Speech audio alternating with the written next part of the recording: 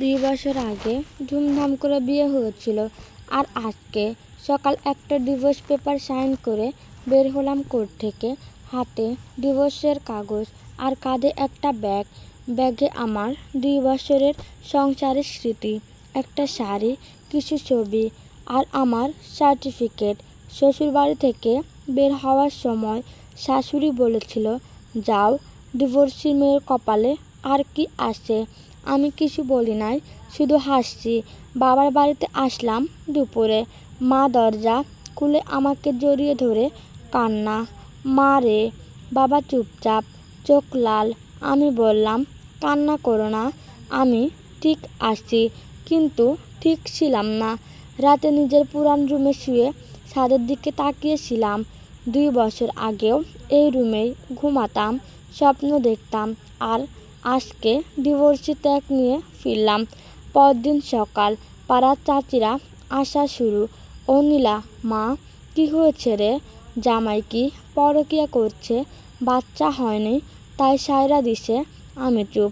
মা উত্তর দেয়, ওরা ভালো নেই তাই আলাদা হয়েছে। দুপুরে ছোট ভাই রাফি বলল, আপু, তুই আবার জব করবি? আমি বললাম, হ্যাঁ, সিভি আপডেট করি। বিকেলে ফোন শ্বশুরবাড়ি থেকে, নীলার সব জিনিসপত্র পাঠায় দাও, ওর আর অধিকার নেই। আমি নিজে গিয়ে 2টা ব্যাগ দিয়ে আসলাম। বের হওয়ার সময় আমার এক্স হাজব্যান্ড অর্থাৎ রাহাত বলল, সুখে থেকো। আমি বললাম, তুমিও। রাতে ছাদে গেলাম একা। হাতে ডিভোর্স পেপার, ছিঁড়ে ফেলবো ভাবলাম, তারপর রাখলাম। এটা আমার মুক্তির প্রমাণ। হঠাৎ পিছন থেকে গলা, এখানে কি করো? ঘুরে দেখি ছাদের পাশে বাসার ছেলে, নাম আরিয়ান, বয়সে আমার 2 বছরের বড়। আগে কখনো কথা হয় নাই, এমনি বাতাস খায়। আমি বললাম, ডিভোর্স পেপার হাতে, বাতাস খাওয়া হচ্ছে না, কষ্ট লুকানো হচ্ছে। ও বলল। আমি চমকে গেলাম, আপনি কিভাবে জানলেন? সারাদিন পাড়ায় এই নিয়েই গল্প। আরিয়ান হাসল। আমি আরিয়ান, ব্যাংকে জব করি। নীলা, জানি। ডিভোর্সি নীলা বলে আবার হাসল। আমার রাগ উঠল। ডিভোর্সি ট্যাগ লাগানো লাগবে না, কিন্তু মানুষ লাগাবে। তাই আগে নিজেকে শক্ত করো। আরিয়ান বলল, কালকে আমার অফিসে HR লাগবে, সিবি আসে।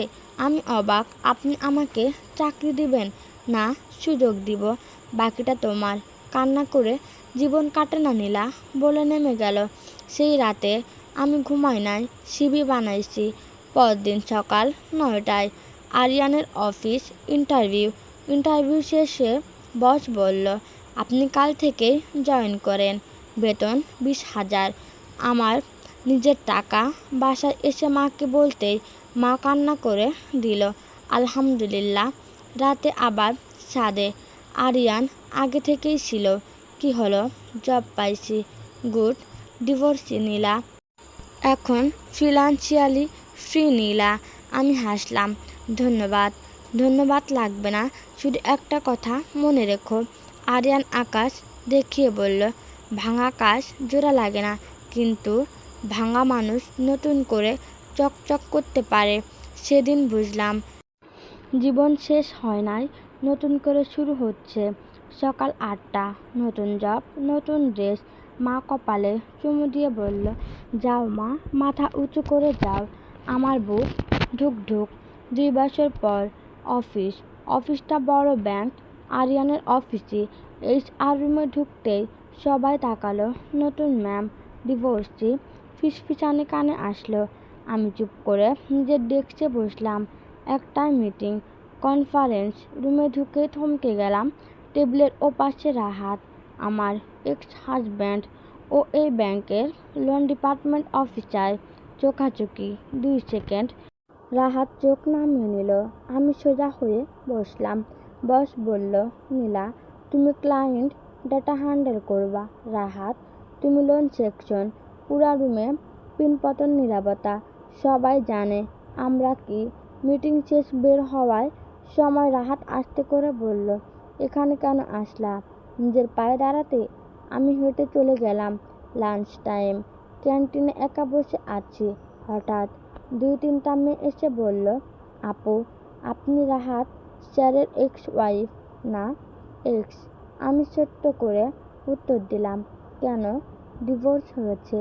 ওর কি পরকীয়া ছিল? আমি প্লেট রেখে উঠে গেলাম। খিদা মরে গেছে।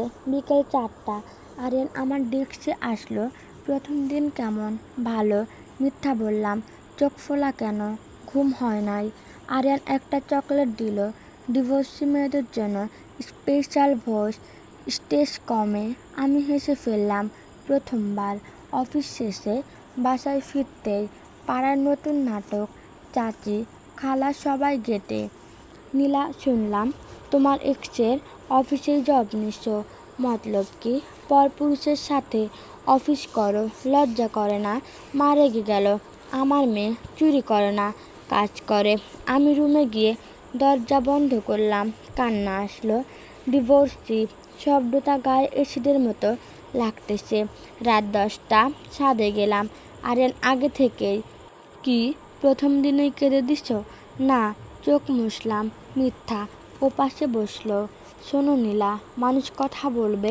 তুমি যত ভালো কাজ করবা ততই কথা বলবে, কারণ তোমার উঠে দাঁড়ানো ওদের সহ্য হবে না। আমি পারবো তো? পারবা, কারণ তুমি দুর্বল না। ডিভোর্স হয়েছে, জীবন না। আরিয়ান উঠে গেল। কালকে আবার অফিসে লেট করো না। পরদিন অফিসে ঢুকতেই দেখি নোটিশ বোর্ডে একটা কাগজ, নীলা আক্তার ডিভোর্সি। সাবধান। কে লাগাইছে জানি না। আমার হাত কাঁপতেছে, চোখে পানি। হঠাৎ পিছন থেকে আওয়াজ, এইটাকে লাগাইছে? রাহাত। ও নিজে গিয়েই কাগজটা ছিঁড়ে ফেলল। তারপর আমার দিকে না তাকিয়ে বলল, অফিসে পার্সোনাল বিষয় আনা নিষেধ।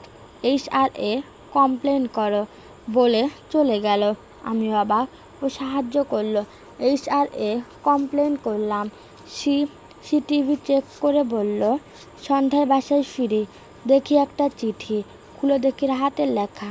নীলা, আমি জানি দোষ আমার। তুমি ভালো থেকো, আর কারো কথায় কান দিও না। রাহাত। চিঠি পড়ে বুঝলাম না, ঘৃণা করব নাকি মাফ করব।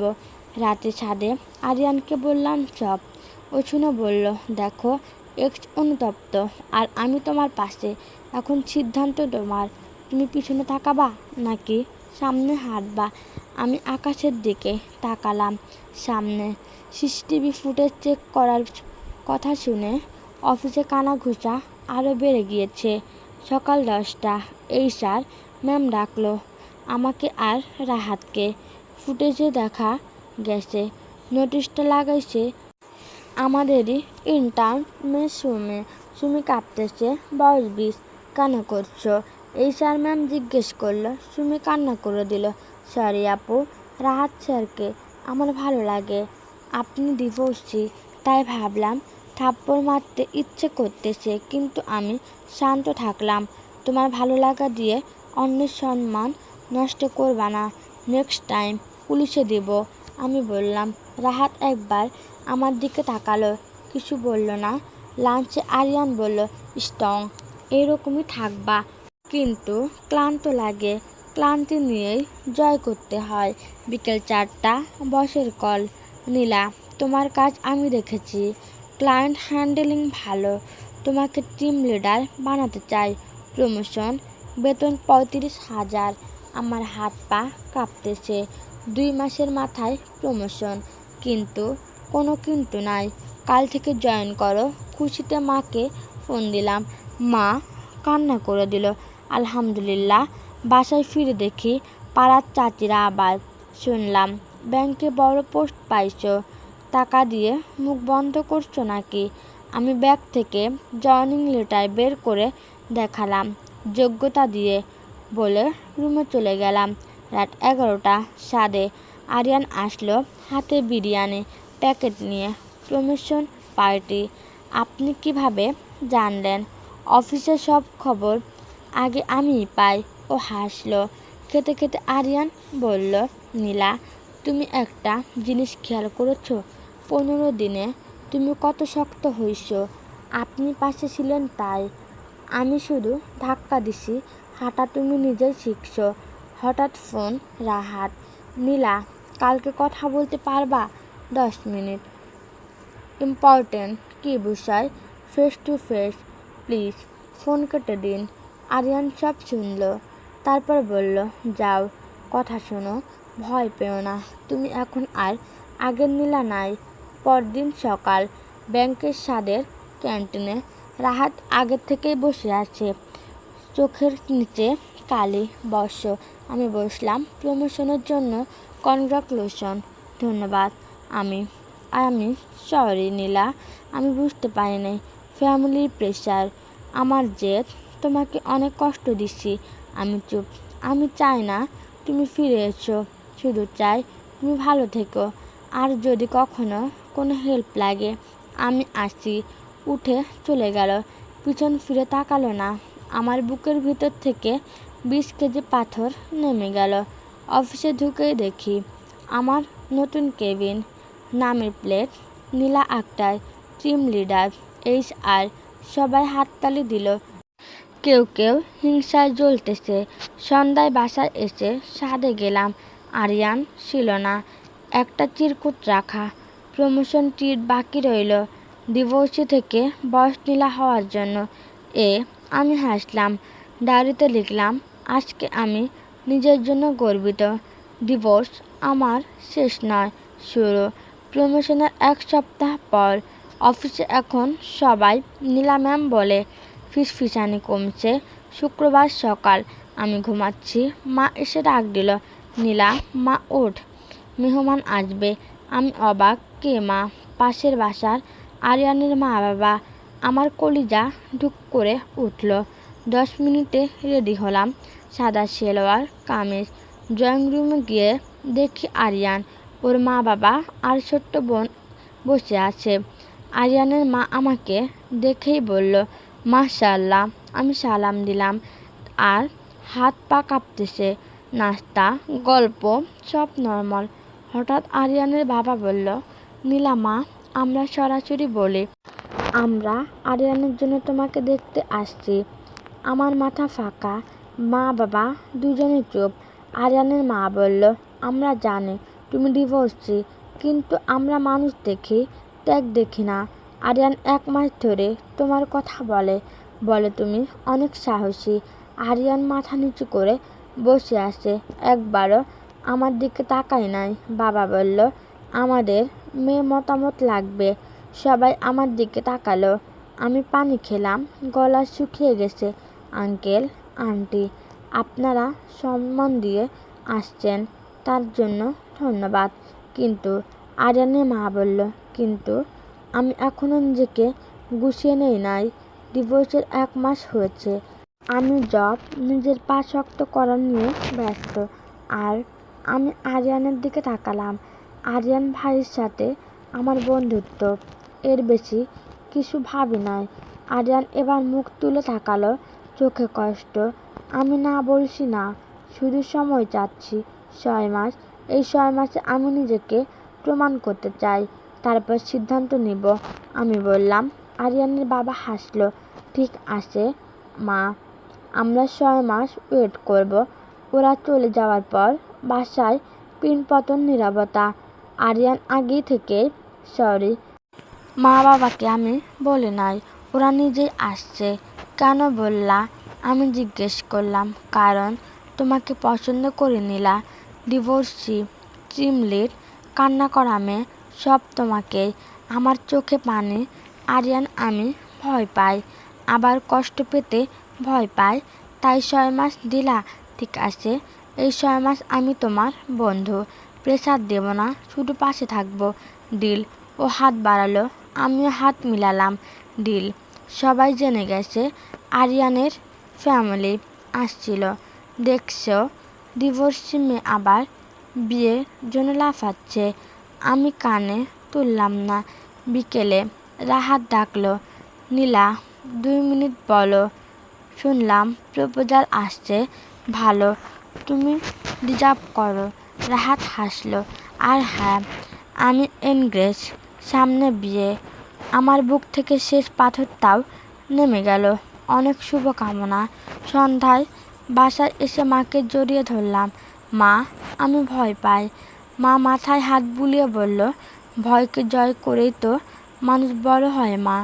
রাতে ডায়েরিতে লিখলাম, ডিভোর্স চিঠি একটা এখনও আছে, কিন্তু আমি আর সে মেয়ে নই। এখন আমি নীলা, টিম লিড নীলা, আর হয়তো কারো ভবিষ্যতের নীলা। প্রিয়া একটু মুচকি হাসে। দেখো, রোজ রোজ এসব করা কেমন দেখায় না? আমি আর একজন ডিভোর্সি। লোকজন তোমাকে কথা না শোনাক, আমাকে কিন্তু খারাপ বলবে। সো প্লিজ, যাক, বুঝেছো তাহলে?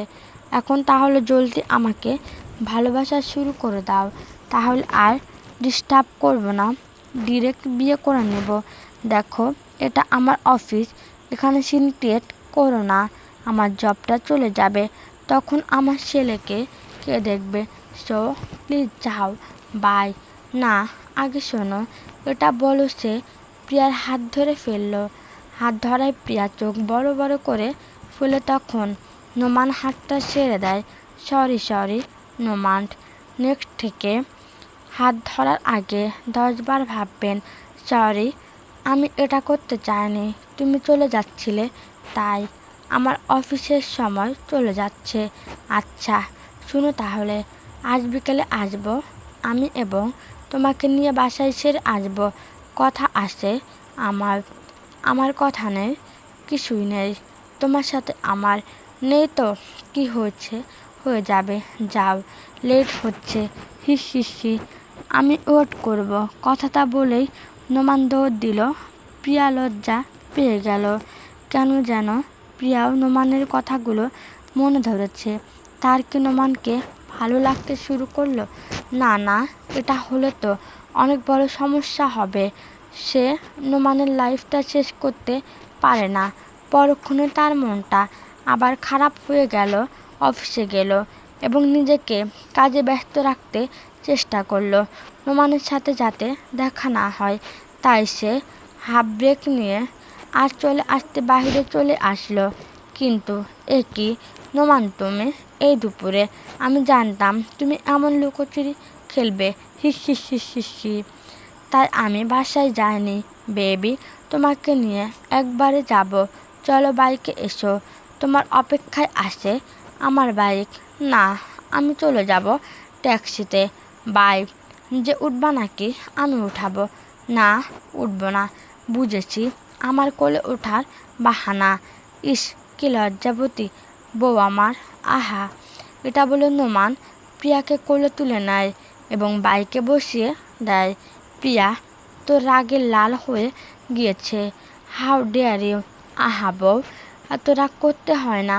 একটু তো ভালোবেসে বলতে পারো, তাই না? না, আমাকে টাচ করেছো কেন? আমি বিবাহিত, জানো না? ছেলে এখন নেই, এখন আমার তুমি।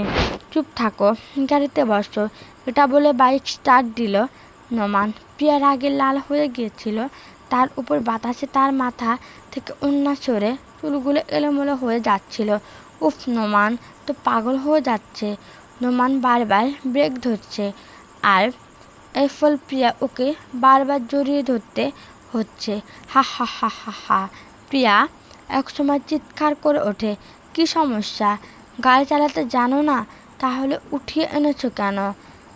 আমার চেয়ে ভালো কেউ চালাতে পারে নাকি বাইক? শেষরা কোথাকার, বারবার ব্রেক কেন ধরো? বুঝি না আমি? নামাও আমাকে, নামাও। সরি। না, নামাও। প্রিয়া ভালোই রেগেছে। নোমান তো বাইক চালিয়েই যাচ্ছে। 1 মাস পর খুলনা, নতুন ফ্ল্যাট, নতুন অফিস, নতুন নাম প্লেট। নীলা আক্তার, ব্রাঞ্চ ম্যানেজার। প্রথম দিন সবাই তাকাচ্ছে, ঢাকা থেকে আসছে, বয়স কম, মেয়ে মানুষ। আমি হাসলাম, আসসালামু আলাইকুম, আমি নীলা, চলেন কাজ করি। প্রথম সপ্তাহে বুঝলাম ঝামেলা কম না, পুরান স্টাফরা কাজ করে না, ক্যাশ গরমিল, ক্লায়েন্টের কমপ্লেন্ট। রাত 12টা পর্যন্ত অফিসে ফোনে আরিয়ানের কল। খেয়েছো? না, আমি আসতেছি শনিবার, প্রমিস করছিলা। হ্যাঁ, বন্ধু হিসাবে খবর নিতে। শনিবার সকাল আরিয়ান সত্যি আসলো। 4 ঘন্টা জার্নি করে, হাতে বিরিয়ানি আর ফাইল। এগুলো অডিট রিপোর্ট ঠিক করলো, ব্রাঞ্চ দাঁড়াবে। পুরো দিন আমার সাথে বসে কাজ করলো, স্টাফদের মিটিং করলো। বিকেলে বলল, নীলা তুমি পারবা, শুধু শক্ত থেকো। রাতে ট্রেনে ফিরে গেল। আবার নেক্সট শনিবার, দ্বিতীয় সপ্তাহে ব্রাঞ্চ। নতুন ক্লায়েন্ট আসলো, বড় বিজনেসম্যান, নাম শামীম, 40 বছর বয়স, বউ মারা গেছে। উনি আমার কাজ দেখে বলল, ম্যাম আপনি অনেক স্মার্ট, একা ডিনার করবেন, বিজনেস ডিল নিয়ে কথা বলে। আমি না করে দিলাম, সরি স্যার, অফিসের বাইরে মিটিং করি না। পরদিন থেকে উনি রোজ ফুল পাঠায়, চকলেট পাঠায়। স্টাফরা ফিসফিস করে, দেখছো ডিভোর্সি মেয়ে আবার। আমি রিপোর্টে ব্যস্ত, পাত্তা দেয় না। তৃতীয় সপ্তাহ, আরিয়ান আসলো। শামীম সাহেবকে দেখে ব্রু কুঁচকালো। উনি কে? বড় ক্লায়েন্ট, আর রোজ ফুল পাঠায়। হ্যাঁ, আমি হাসলাম। তোমার হিংসা হয়? আরিয়ান চুপ হয়ে গেল। আরিয়ান কিছু না, সাবধান থেকো বলে চলে গেল। সেই রাতে আরিয়ানের কল আসে নাই। আমার খারাপ লাগলো।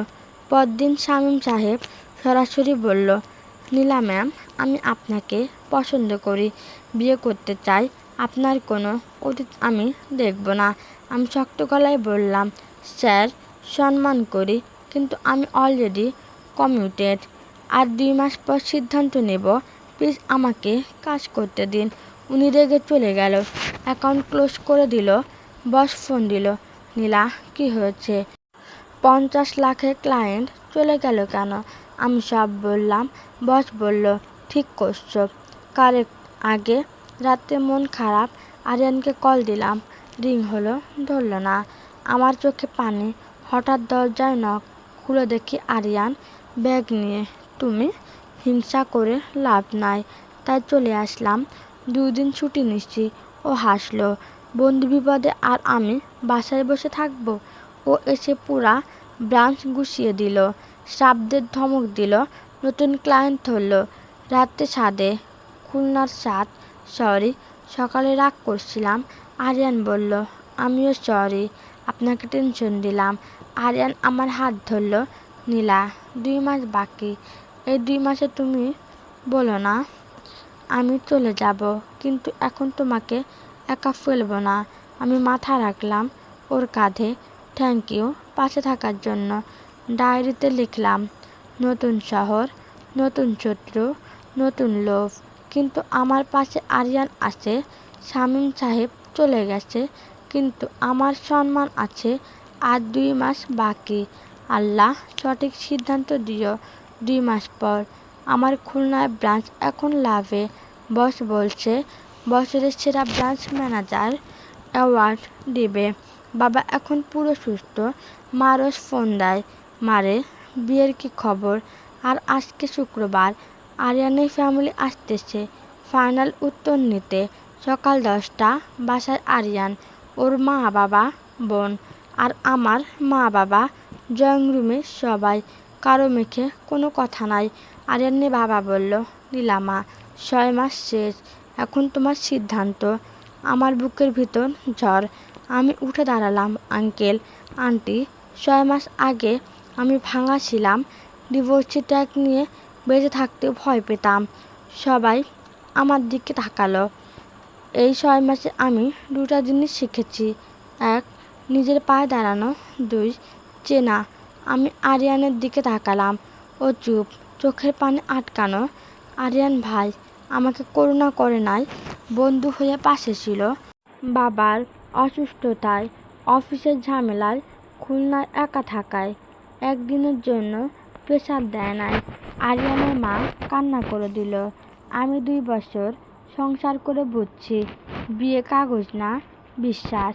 আর আমি এই মানুষটাকে বিশ্বাস করি। 1 সেকেন্ড নীরবতা, তারপর আমি বললাম, আমার। হ্যাঁ। আরিয়ানের চোখ বন্ধ করে ফেলল। বাবা আলহামদুলিল্লাহ বলে কেঁদে দিল। আরিয়ানের বাবা এসে আমার মাথায় হাত দিল।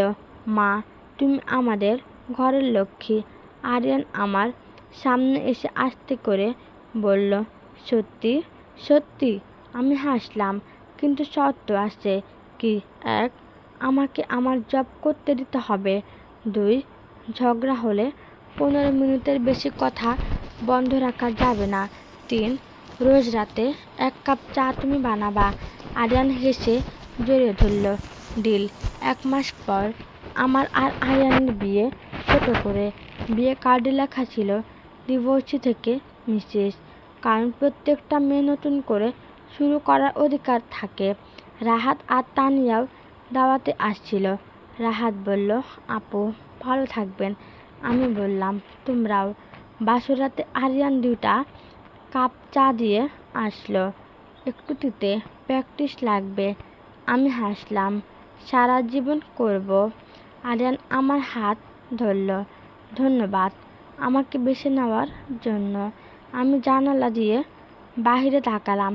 6 মাস আগে যে মেয়ে ডিভোর্সি ত্যাগ নিয়ে কান্না করত, আজকে সেই স্ত্রী ত্যাগ নিয়ে গর্ব করে।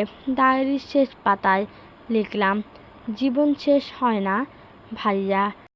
ভাঙা কাজ জোড়া না লাগলেও ভাঙা মানুষ নতুন করে চকচক করতে পারে। আমি নীলা, ডিভোর্সি ছিলাম, এখন স্ত্রী। আমার সব বড় পরিচয়। আমি নিজের পায়ে দাঁড়িয়েছি। অপমান, কষ্ট, লড়াই আর শেষে ভালোবাসা আর সম্মান। নীলা প্রমাণ করল ডিভোর্সি জীবনের শেষ নয়, নতুন শুরু। গল্পের নাম ডিভোর্সি মেয়ে। সমাপ্ত। আমার গল্পটি ভালো লেগে থাকলে চ্যানেলটি অবশ্যই সাবস্ক্রাইব করে রাখবেন। ধন্যবাদ এতক্ষণ আমার পাশে থাকার জন্য। সকলেই সুস্থ থাকবেন, ভালো থাকবেন। আল্লাহ হাফেজ বন্ধুগণ।